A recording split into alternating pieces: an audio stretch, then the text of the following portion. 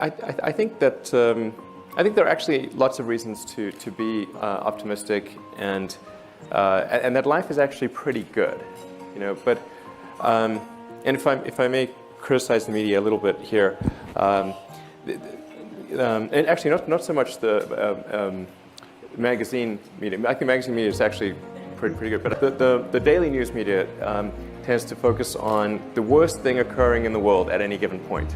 It is like, if you look at your news page or whatever it is, you'll see a spotlight on the worst thing on Earth. So it should be called, "What is the worst thing on Earth today?" Yes. It's terrible.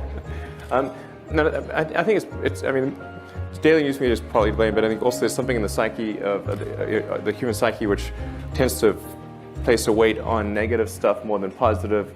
I mean, you want to react faster to the lion that's going to eat you rather than dinner's on the table. Yeah. Being dinner is going to get worse than having dinner.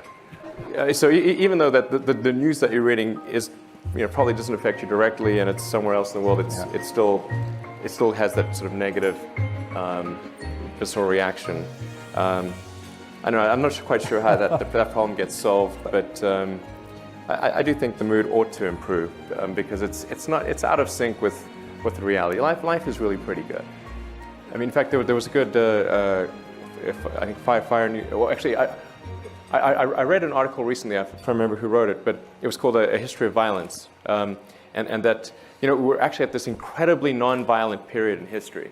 So if one of the metrics you'll use is like how much violence is there in the world, we're at this ridiculously low violence period. The probability of someone in the world dying from war or some violent event is extremely low, at the lowest it's ever been in history. That's a reason to be positive. And if you look at most countries in the world that we used to consider to be, I guess, poor, I mean, like say India or China, they've made massive strides. That's, I suppose, a good and a bad thing. It's good, obviously primarily good, but it also means that there are a lot more resources that get used. China is now putting more new cars on the road than the US is. But still, it's a good thing overall. So I wouldn't think of the rest of the world as not improving. I think it is improving. One may be unhappy with the rate of improvement, but it certainly is. It is improving. There's still issues in lots of parts of the world, but they're going in the right direction. They're not getting worse, except in a few exceptional cases. And where those are exceptional cases, they tend to be more driven by corrupt government or civil war than technology problems.